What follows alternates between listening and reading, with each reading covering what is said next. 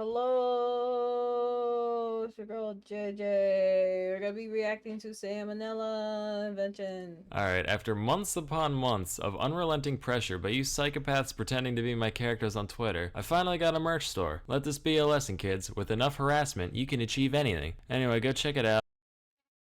What do you guys think is a good time to get a merch store, by the way?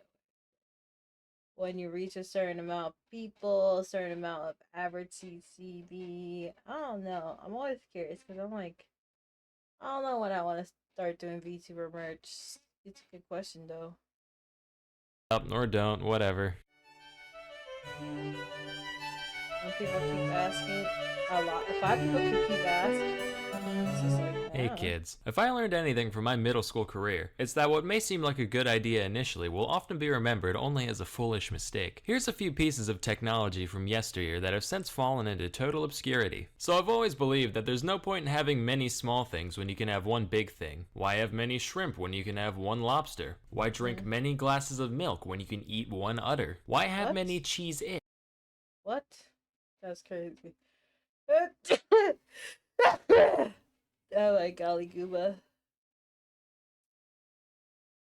Oh, that failed.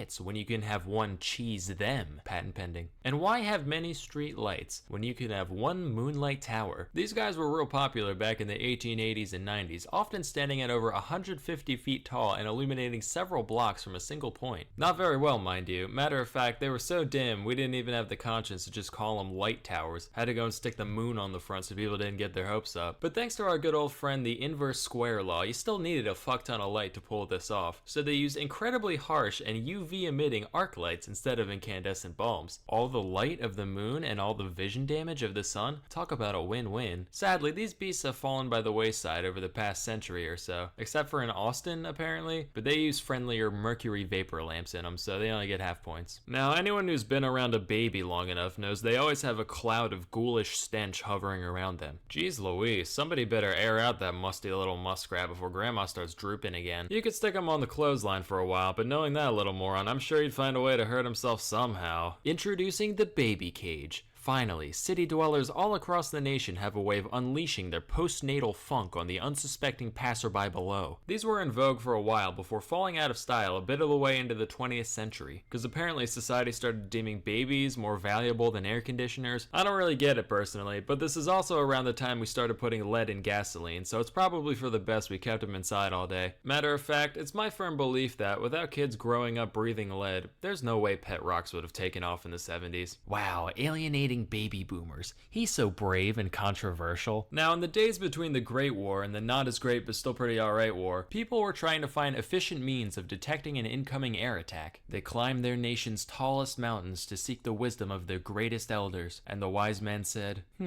big ears. So that's what they did. These giant discs were known as acoustic mirrors and were designed to focus incoming sound over a 5-meter diameter into a single point. They were reasonably effective as listening devices. A few of them in Britain were able to pick up the sound of a plane from all the way across the English Channel. Of course, radar came along soon after, rendering these things completely useless beyond looking brutalist as hell. For real, instant album cover material. It does look like an album cover. I was just like, I have no idea what it does besides what he said it does. Well, it looks like an album cover, honestly, because I'm just like, ain't no way I would like this. Like, that is a cool album cover. Real right here. Ah! One of the Pep Boys is pulling a Spanish What the? That looks like something straight from Saul. Inquisition on this poor wayward harlot. Huh, just kidding. Despite the fact that this looks so very, very much like a state-of-the-art instrument of torture, it's actually just a beauty micrometer. Think those shoe size measure things at Foot Locker, only instead of one primitive measurement, it records the entire topology of your Oh, that's what I have. That's crazy. Oh heck no.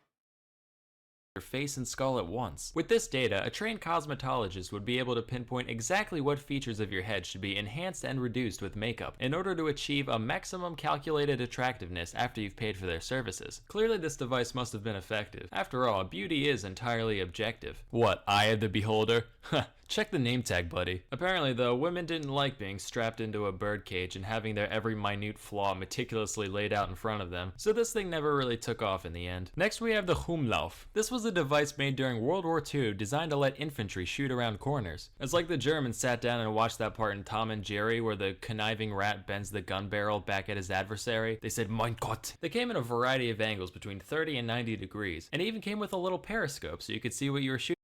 Isn't it Conf? That was always called Mein Conf. I guess he knows. I don't know. Ugh.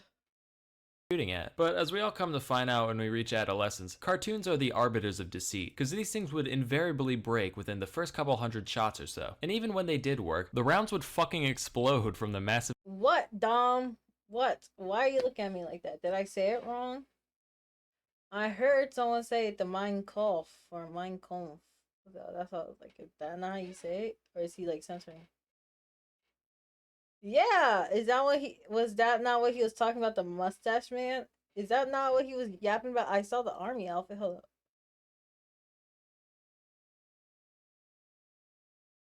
Yeah, is that not supposed? Oh, well, I mean, they do have mustaches, so like, can you blame me? Okay, okay. I thought he was just low key censoring himself. Not gonna lie, I thought that was the point. degrees, and even came with a little periscope so you could see what you were shooting at. But as we all come to find out when we reach adolescence, cartoons are the arbiters of deceit, because these things would invariably break within the first couple hundred shots or so. And even when they did work, the rounds would fucking explode from the massive acceleration, turning a deadly bullet into an ineffectual spray of shrapnel. These were so ineffective that only the 30-degree model ever saw significant production beyond prototypes, and even that was very limited. Say, you ever look at regular mouse traps and go, not enough property damage? Well, check this out. Patented in 1882, it's the revolver mousetrap, brought to you by the makers of the snail trebuchet and the cockroach claymore. Thanks to the marvels of the modern era, all those tiresome hours of— That would scare. What? Oh my goodness, that's crazy. Oh my goodness, what the? That's, bro. They just like everyone has a gun in their house now. intense varmint slang can be outsourced to one little gadget on the floor of your kid's playroom. Now when you hear a gunshot in the middle of the night, you can rest easy knowing that, one way or the other, there's one less pest for you to deal with in the morning. Boom. 1850. Steam locomotives are all the rage. You're in the transport business, but all you can afford is a couple dumb horses. Sure, they move things from point A to point B almost as well at a fraction of the cost, but your cool rail riding friends called you a whack ass and it really hurt your feelers. Well, have we got the invention for you? The Impulsoria uses an ingenious system of treadmills to turn that horse to be beckoned into a force to be reckoned with. Sure, it's expensive as hell to make and limits your services entirely to railroads, but just look at it. Instant Pussymobile. Slap some rims and a spoiler on that, you're laughing. This machine is recorded at having a maximum output of 2 to 4 horsepower, which sounds about right, and it didn't see much use outside a couple exhibitions. Now, if there's one hobby that people in the past enjoyed, it's smoking. Whoo boy did they like smoking. And with every great wholesome activity comes a million novelty items to go along with it. Everyone's seen the long cigarette, but how— What the tud? Oh my golly gooba. Ugh, I hate smoking. Bruh, now we got vaping. Vapes. Yo, I don't know what's worse, smoking or vapes. Like, bruh, because, like, I know vapes are a lot more. They're both addicting. I don't know. I guess it doesn't have as many chemicals as a ciggy, but, bruh, like, someone who's addicted to vapes goes crazy without a vape. But I guess the same could be said with the ciggy. I don't know. What do you guys think?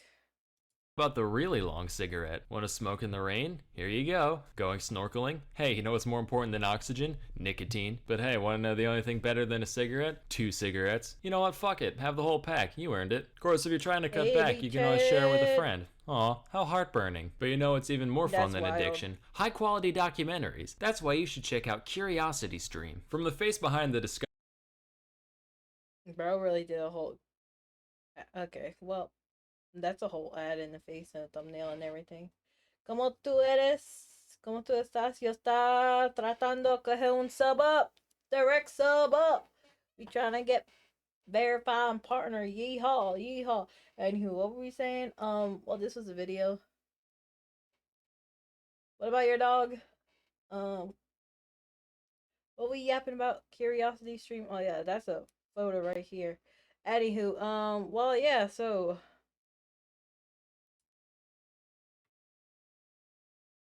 Oh. Oh. Dang. Oh, you meant okay, never mind. Dang, you guys talking about more than just dogs in my chat? It's crazy. Um two. Just seeing them document kids smoking is crazy work, by the way. But anyway, with that being said, I hope you guys have a good one. And if you watch to the end of the stream, say vaping. Wait. Smoking is considered worse because it's related to many diseases, but vaping is more addictive. That's why people that vape do more. Okay. Do I have pets? Yes, I got me two kitty cats because my bro loves the kitty cats. He loves the kitty.